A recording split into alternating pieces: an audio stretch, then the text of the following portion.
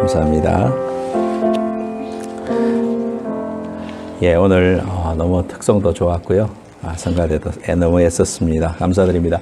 우리 옆에 있는 분들하고 다시 한번 인사할 때 Christ risen 한 사람이 그렇게 이야기하고 한 사람은 Yes indeed 이렇게 말하세요. 자, 시작. Christ is risen. Yes indeed.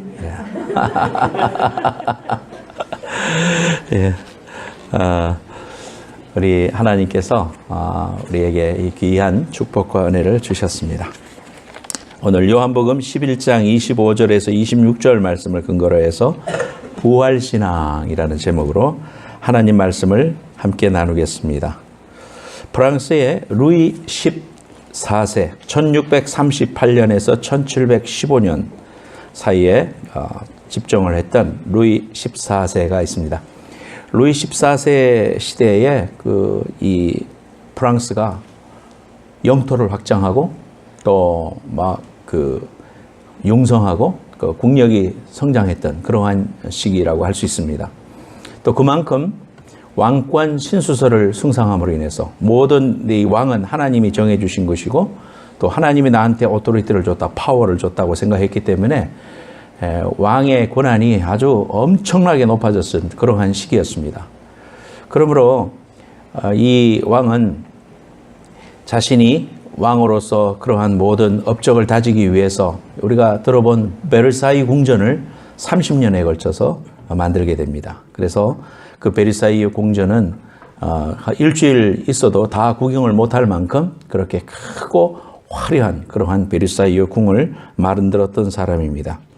이 사람은 5세에 즉위를 해서 무려 72년간 통치를 했어요. 그래서 77세에 죽었는데 무려 72년 동안 나라의 왕으로서 절대 군주의 그 폭군적인 그러한 모습을 행하고 백성들은 세금에 의해서 허리를 졸라매는 그러한 시기였습니다. 그런데 어느 날 점쟁이가 혹세무민한다는 소식을 듣게 되었습니다. 루이 14세가 우리나라에서는 우리 캐톨릭이 우리나라의 종교인데 그러한 점쟁이들이 앞날을 이야기하고 프로페시 하는 것은 안 된다. 그렇게 이제 금지를 했었어요. 그런데도 불구하고 어떤 점쟁이가 사람들을 미혹해하고 있다는 이야기를 들어서 당장 잡아들이라 해서 앞에 굴어앉혔습니다. 그리고는 마음속으로 이제 사형을 시키고 뻔보기를 보여야 되겠다. 이렇게 마음을 먹고는 잠시 확인하는 차원에서 물었다고 합니다. 그래, 많은 사람의 미래를 예언했다고 하던데 너 자신이 언제까지 살 수 있으려는지 예언해봐라. 이렇게 말했습니다. 뭐 언제까지라 그러면은 가차없이 죽이면은 그것이 아무것도 아니라는 것을 증명할 수도 있는 거고 자기의 왕으로서 그러한 것들을 이제 한번 물어봤어요. 그랬더니 이 점쟁이가 아주 머리가 비상한 사람이었나 봐요. 저 아래옵기 황송하오나 대왕께서 돌아가시기 사흘 전에 죽을 것 같사옵니다. 이렇게 말을 했어요. 루이 14세가 죽였을까요? 못 죽였을까요? 못 죽였대요. 죽으면 내가 3일 후에 죽는다고 말하니까 혹시라도 해가지고 죽이지 못했다고 합니다. 이만큼 황제도 죽음이 두려웠던 것이다. 죽음을 두려워했다 이 말입니다. 죽음 앞에 천하장사도 왕후 장상도 예외 없이 다 두려워합니다. 죽음이 두려웠던 진시황제는 중국의 진시황제는 불로초를 구하려 사람들을 보냈었죠. 죽지 않으려고 했습니다. 또 김일성, 김정일이는 비행기 타는 데 대한 공포증이 있어가지고 기차를 타고 그렇게 다녔죠.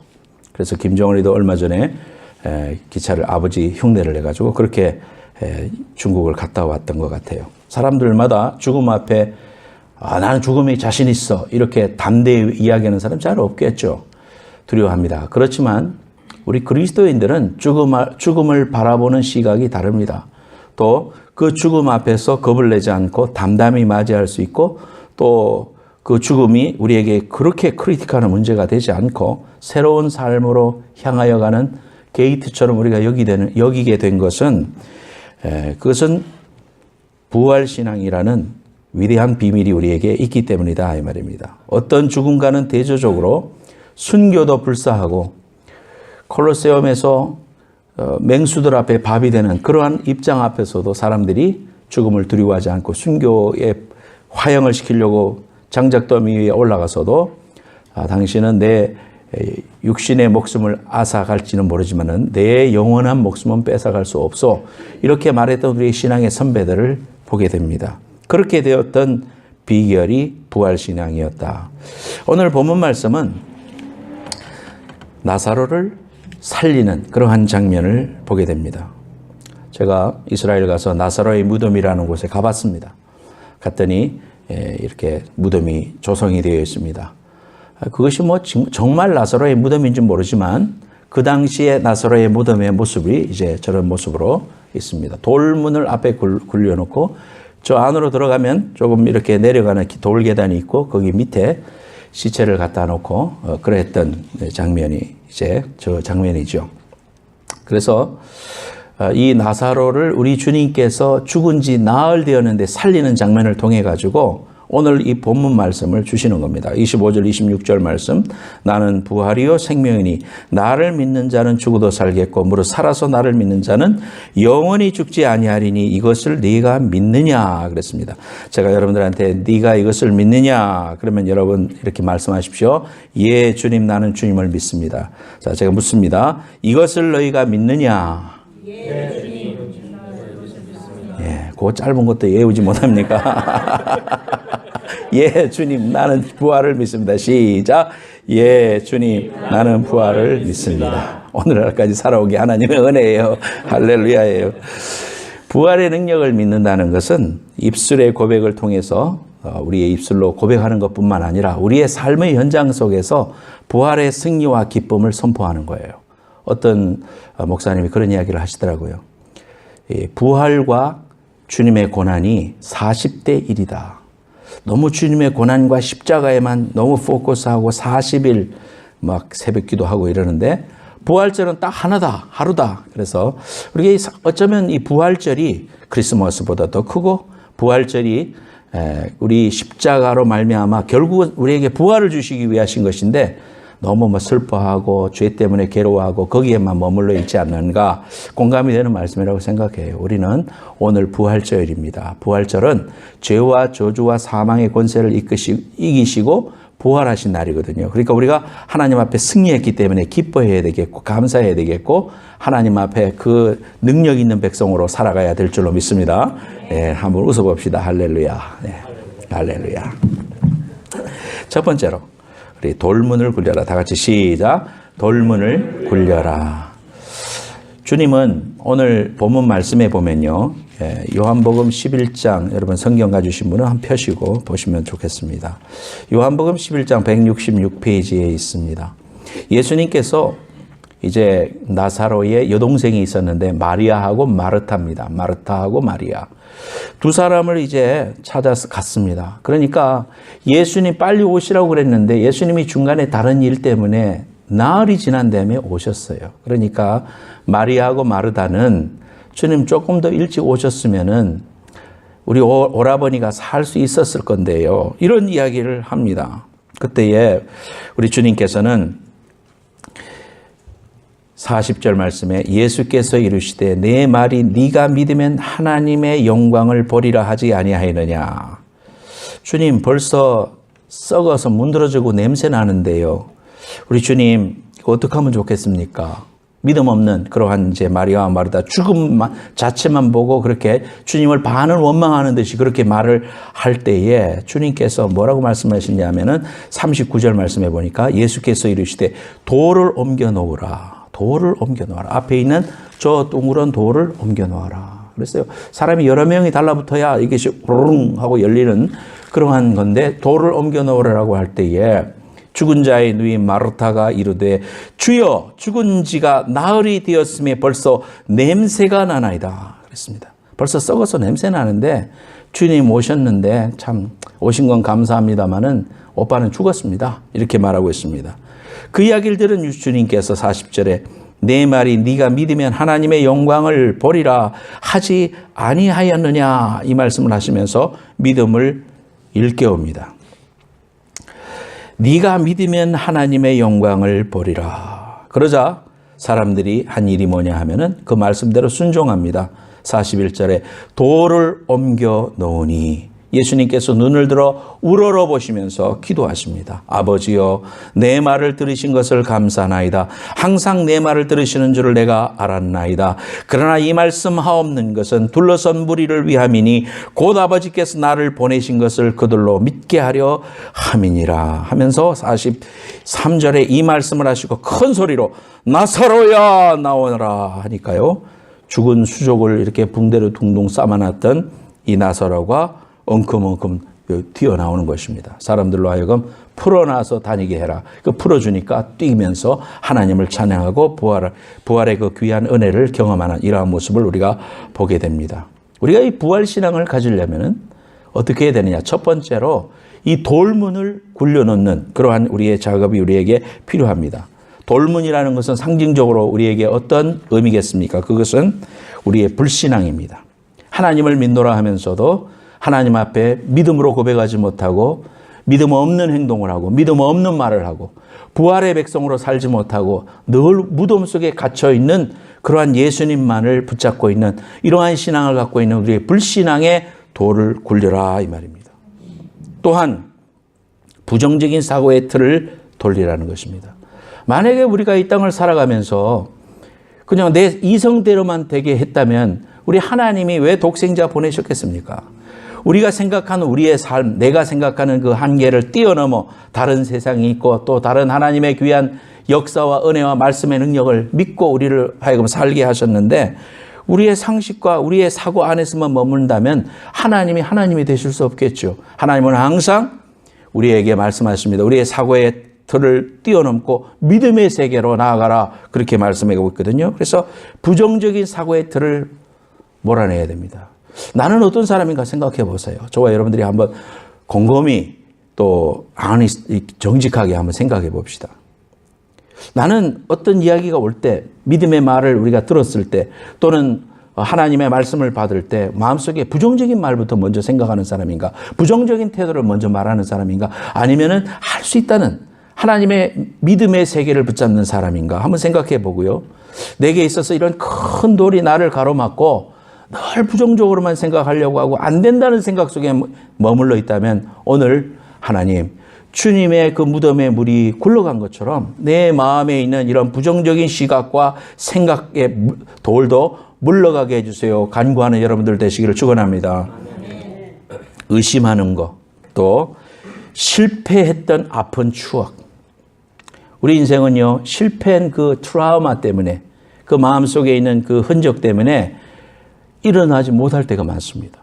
영화에 보면은 엘리베이터가 이제 반쯤 멈췄는데 불은 타오르고 뛰어내려야 되는데 앞에서 사람들이 소방대원들이 뛰어내리세요. 내가 잡을게요. 해도 다리가 얼어붙어 가지고 못 뛰어내려요. 왜 그래요? 무서워서.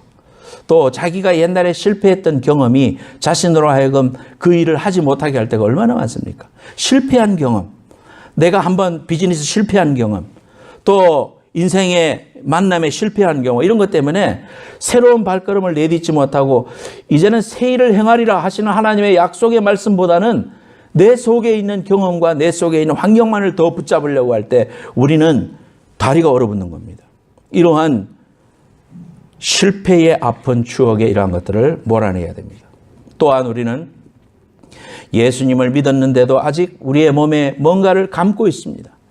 이 나사로의 붕대처럼 이렇게 거적대기를 쭉쭉 둘러놨는데 이러한 것들로 인해서 우리의 몸에 아직도 예수 믿고 나서도 이러한 것들을 두르고 살아가고 있지 않는가 생각해 보십시다. 오랫동안 세상에서 살던 습관이 있다 보니까 나사로의 몸을 배로 감은 것처럼 온 마음이 과거의 상처로 칭칭 감겨 있습니다. 그 상처 때문에 좌절하고 낙심하고 분노하고 미워하고 다투고 상처로 인해서 자기가 이 세상을 편하게 살아가지 못합니다. 늘 상처에 묶여 있습니다. 상처에서 자유함을 받지 못합니다. 여러분들, 예수님을 믿은 다음에 그 상처로 동인 배를 풀어버려야 되는 겁니다. 우리 주님께서도 말씀하셨잖아요.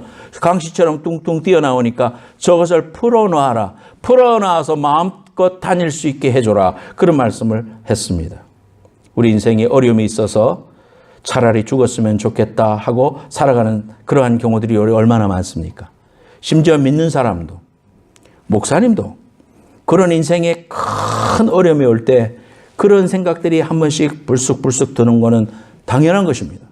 우리는 연약한 그릇이기 때문에 앞에 있는 문제만 보고 그 이후에 있는 하나님의 그 놀라운 은혜를 바라볼 눈이 감추어지니까 믿음으로 선언하지 못하니까 물질의 어려움 때문에 육신의 어려움 때문에 칭칭 감겨있는 이러한 것들을 그것 때문에 힘들어하지 말고 우리는 말씀의 능력으로 이런 것들을 풀어버려야 됩니다. 내가 예수님의 이름으로 용서하고 주님의 이름으로 선언하고 새로운 세상을 바라보는 눈을 열어달라고 하나님 앞에 것만 보는데 그 이후에 있는 하나님 놀라운 믿음의 세계를 보여달라고 눈의 비늘을 벗겨달라고 영적인 통찰력을 달라고 기도할 때 하나님께서 이러한 묶여있는 저주로부터 묶여있는 생각으로부터 풀어나는 귀한 역사가 있을 줄로 믿습니다. 남을 미워하는 거는요, 제가 고등학교 다닐 때 저희 집에 개를 길렀어요.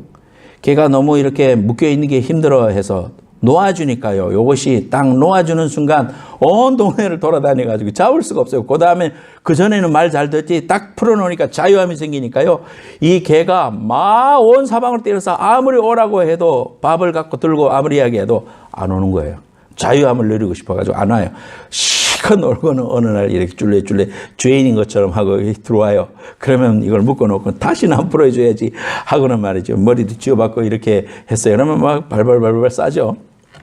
그런데 이게 너무 행동 반경이 짧으니까 이걸 어떻게 하면 조금 자유를 줄까 해가지고 줄을 길게 해줬어요. 좀 줄을 길게 해줘가지고 좀 마음껏 이렇게 돌아다니도록 해줬습니다. 그럼에도 불구하고 사람이 이제 온다든지 반가워서 하면은 막 달려오다가 그 묶인 건 생각 안 하고 달려오다가 콱 채여가지고 땅바닥에 와당장 자빠지고 그러더라고요. 그 줄이라는 것이 결국은 줄이 기니까 평상시에는 자유롭게 살아요. 자유롭게 살고 줄이 없는 것처럼 살아요. 그런데 정작 멀리 가려고 하니까 그 줄이 자기를 확 잡아채서 결국은 그것이 고통이 되더란 말입니다. 우리가 예수 믿고 나서 남을 용서하지 못하는 게 그와 같습니다. 남을 용서하지 못하면요, 그것이 나로 하여금 힘들게 하는 거예요. 내가 하나님이 나에게 자유함을 주셨지만은 자유로운 것 같지만 여전히 용서하지 않고 내 무의식으로 미워하고 앉았으면은 어느 순간에 내 인생을 확 낚아채는 겁니다. 내 스스로의 자유라고 생각했던, 나는 이미 치유받았다고 생각했던 것이 나로 하여금 확 낚아채는 순간들을 경험하게 돼요. 그렇기 때문에 하나님 이러한 미움의 돌을 하나님의 능력으로 제거하여 주십시오. 부활의 능력으로 제거하여 주십시오 할 때 하나님이 주시는 참된 자유와 행복이 우리의 것이 될 줄로 믿습니다. 그래서 이러한 모든 결박으로부터, 분노로부터, 불평으로부터 이러한 것들을 다 내어놓고 짧은 우리의 삶을, 여러분 저와 앞에 남아있는 삶이 얼마 되지 않습니다. 오는 순서는 있어도 가는 순서는 없습니다. 주님 앞에 서야 되는데 그때 가기 전에 우리의 삶 속에 그런 것들 때문에 뭐 힘들어하고 남을 미워하고 정죄하고 뭐 이럴 수가 있나이까 뭐 저럴 수가 있나이까 이러면서 살면 다 말은 일리가 있는 말이지만 그러나 영혼을 바라보고 하나님 우리에게 주신 부활의 자유와 기쁨을 누리려면은 거기서부터 자유함을 얻어야 돼요. 그래서 하나님이 주시는 그 은혜로 사랑하며 용서하며 살기에도 짧은 우리의 남은 삶인데요. 미워하고 다투고 물어뜯고 약점을 들춰내는 사람이라기보다는 이제는 사랑하고 용서하고 용납하고 북돋아주는 믿음의 사람, 돌문이 이미 굴러간 그리스도인의 삶이 되시기를 예수님의 이름으로 축복합니다. 두 번째로 부활의 주님을 만나라. 따라하세요. 부활의 주님을 만나라. 부활의 주님을 만나라. 주님을 만나니까 주님 부활하시고 난 다음에 무덤에 갔어요. 그랬더니 천사가 뭐라고 하느냐면 그는 여기 계시지 않고 살아나셨느니라 그랬습니다. 부활하신 주님을 만나고 난 이후에 예수님 따라다니면서는 믿음이 좋은 줄 알았는데 핍박이 오니까 다 도망갔던 제자들이 부활한 다음에 예수님을 만나고 나니까 성령 받고 그분들이 오순절에서 큰 성령의 능력을 받고는 이제는 주님을 위하여 함께 십자가를 지고 끝까지 복음을 증거하는 다이나믹한 그리스도인이 됐어요. 부활의 주님을 만나야 돼요. 우리는 그저 우리를 위해서 위로만 해주는 그런 주님에서 끝나서는 안 되고 이미 죽음과 저주와 질병과 모든 것들을 풀어주시고 부활하신 그 주님, 승리의 주님, 그 주님을 만남으로 우리의 모든 슬픔이 변하여 기쁨이 되고 또 사망이 변하여 영생이 되고 슬픔과 절망이 변하여 기쁨과 소망이 되는 이러한 귀한 삶으로 변화될 수 있기를 예수님으로 축복합니다. 오라버니의 죽음을 보고 슬피 울던 마르다와 마리아를 보고는요, 요한복음 11장 33절에 보면은 우리 예수님도 슬퍼하시면서 함께 우셨다, 이런 표현이 나옵니다. 마리아가 예수 계신 곳에 가서 배웠고 그 발 아래 엎드려 이르되 주께서 여기 계셨다면 내 오라비가 죽지 아니하였겠나이다 하더라. 33절. 예수께서 그가 우는 것과 또 함께 온 유대인들이 우는 것을 보시고 심령에 비통히 여기시고 불쌍히 여기사 이르시되 그를 어디에 두었느냐 이르되 주여 와서 보옵소서 하니 예수께서 눈물을 흘리시더라 그랬습니다. 주님은 눈물을 흘리셨습니다. 인생들을 바라보고 예루살렘 멸망할 것을 바라보고 죽은 나사로를 바라보고 그들의 영혼을 바라보고 애통해 하시고 함께 울어주신 주님, 그 주님이 오늘 우리의 주님이십니다. 우리가 괴로워하고 슬퍼하고 있을 때에 우리 옆에 와서 우리를 위로해 주시는 분입니다. 부활하신 다음에 주님을 부인해서 자기 혼자 멀리 떨어져서 이제는 고기나 잡아야 되겠다고 하고 자포자기하고 살아가고 있는 베드로에게 와서 네가 나를 사랑하느냐 물으시면서 다시 기회를 주시고 위로해 주시고 일으켜 주신 우리 주님, 그 주님, 부활의 주님입니다. 어떤 목사님이 서울에서 새벽 기도를 가려고 원효대교를 건너는데, 원효대교 사진 나오죠? 원효대교를 건너는데 다리 중간쯤 가니까 갑자기 시커먼 물체가 앞에 툭 나타나더래요. 넌 정말 무서워요, 그죠? 그래서 우버 그 차도 가다가 자동차가 가다가 앞에 갑자기 나타나니까 막 그냥 그걸 제어를 못하고 치고 말았는데 갑자기 나타났습니다. 그래서 놀랐습니다. 10년 감수하고 가만히 보니까 차도를 검은 옷을 입고 달려가는 사람이 있었습니다. 아니 이런 미친놈이 있나? 지금 이 새벽에 검은 옷을 입고 저렇게 인도도 아니고 차도로 그렇게 달려가고 있는 저렇게 어쩌자는 것인가? 그러면서 지나가면서 이 얼굴을 딱 보니까요, 아는 사람이야. 후배 목사예요. 아는 후배 목사가 양복을 입고 그렇게 달려가고 있는 겁니다. 그러니까 차를 비상라이트를 정차하고 옆에 타락을 해가지고 걱정 반 또 야단치면서 반 이렇게 이야기했습니다. 아니 이 새벽에 검정 옷을 입고 그렇게 차도를 달리면 어떻게 하나. 그러니까 이 후배 목사님이 이야기를 하는 겁니다. 목사님, 사실은 저한테 2살 난 아들이 있는데요, 간암 판정을 받았습니다. 하루빨리 간 이식을 해줘야 되는데 내가 내 간을 주려고 내보니까 다른 건 다 맞는데 그 지방간 수치가 높아가지고 간에 지방이 있으니까 지방간이라고 그러잖아요. 지방간 수치가 높아서 이식이 불가하다고 합니다. 얼마나 내 마음이 안타까운지 하루라도 빨리 지방이 내 속에 있는 건강한 간으로 내 자식에게 주고 싶은데, 그래서 이 목사님은 신방을 가든지 어디를 가든지 무조건 뛰기로 했다는 것입니다. 부목사 생활을 하고 있는데 무조건 뛰기로 했답니다. 빨리 뛰어서 이 지방간을 정상적인 간으로 만들어가지고 지방을 다 빼가지고 자식에게 주고 싶어서 그래서 무조건 뛰기로 했습니다.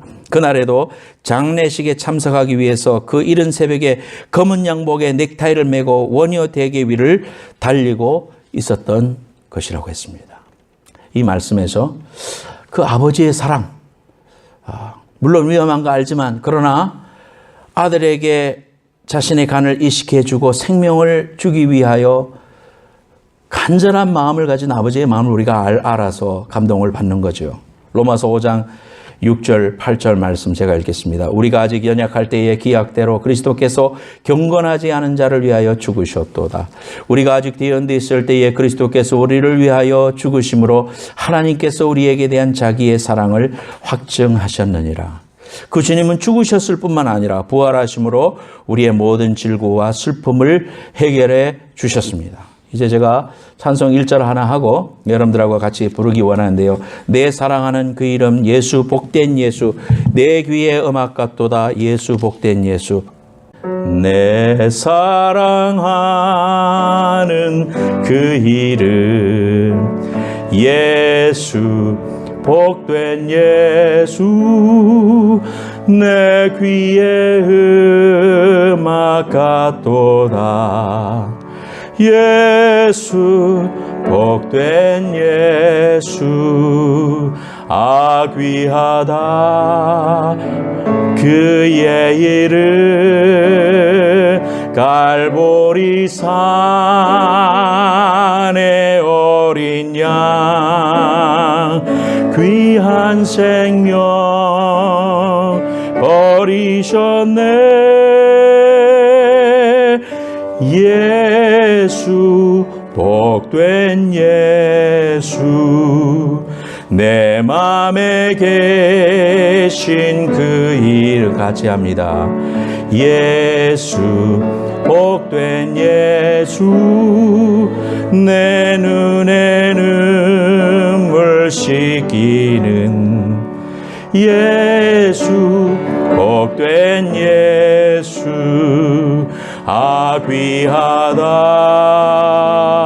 그의 이름 갈보리 산의 어린 양 귀한 생명 버리셨네 예수 복된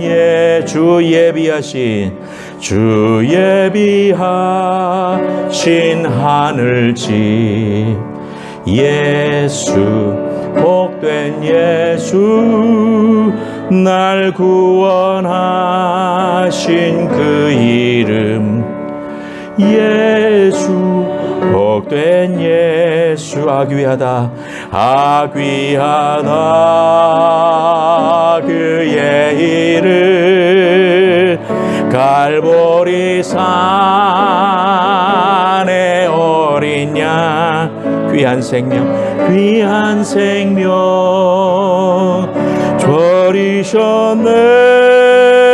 버리셨네 예수 복된 예수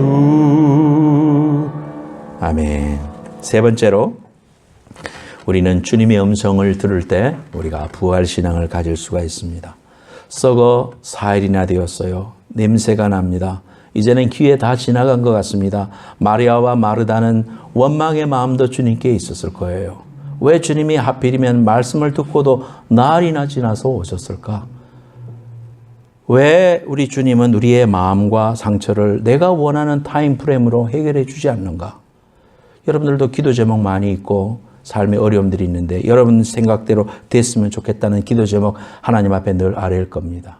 그렇게 아뢰는 것이 잘못된 것은 아니에요. 그러나 주님의 생각과 주님의 뜻이 이 땅 위에 이 일을 통하여 이루어지기를 원하는 우리의 마음의 자세로 그 일을 통하여 바뀌어져야 되죠. 환경만 보고 현실만 보고 내가 생각한 대로 안 됐다고 해서 그것이 하나님의 뜻이 아니다 이렇게 말할 수는 없는 거예요. 부활에 대한 꿈과 희망이 없는 겁니다. 우리는 환경 자체만 바라볼 게 아니라 주님의 음성을 들어야 됩니다. 요한복음 5장 25절에 진실로 진실로 너희에게 이르노니 죽은 자들이 하나님의 아들의 음성을 들을 때가 오나니 곧 이때라 듣는 자는 살아나리라 그랬습니다. 나사로야 나오너라 하니까 죽은 시체가 뚜벅뚜벅 걸어 나왔습니다. 물결아 잔잔하라 하니까 잔잔해졌습니다. 네가 믿음대로 될지어다 하니까 믿음대로 됐습니다. 여러분의 삶에 하나님이 주시는 그 말씀이 중요한 것이지 환경의 크기와 병의 크기와 내 삶의 가난과 실패가 문제가 될 수가 없다는 사실을 오늘 이 말씀을 통해서 우리가 확신을 해야 되는 거다 이거 말이에요. 말씀을 의지해야 됩니다. 말씀 신앙 이야기하면서 정작 어려움이 닥치면은 걱정부터 먼저 하고 염려부터 먼저 하고 사람 찾아가고 환경 어떻게 변화시켜 볼까 하는 이러한 불신앙을 가지지 말고 부활 신앙을 가졌다는 말은 환경과 관계없이 하나님의 말씀을 붙잡는 거예요. 오늘 하나님이 내게 주시는 귀한 말씀 내가 그걸 믿습니다. 하나님의 살아계신 그 말씀이 듣는 자는 살아나리라. 하나님의 귀한 역사로 내 썩어 문드러져 가고 이미 죽은 것 같은 그 내 인생의 둥치 속에서 새싹이 나고 생명이 솟아나는 부활의 능력을 체험하기 원합니다. 이 귀한 은혜가 여러분의 것이 되기를 예수님의 이름으로 축원합니다. 죽어있는 듯한 둥치도요 생명이 있으면 따뜻한 바람이 불고 비가 오면요 거기에서도 움이 솟더라고요. 움이 솟더라고요. 그리고 거기에서 푸르른 잎이 나옵니다. 여러분이 지금 보면 어떤 가로수는 이미 잎이 났고 어떤 건 안 났는데 죽은 것 같아요. 그런데 조금만 더 있어 보십시오. 거기에서 음이 솟습니다. 파란 이파리가 죽은 데서 나와요. 이런 생명의 역사가 있어요. 주님의 음성을 듣고 순종하면 그런 역사들이 우리에게 주십니다.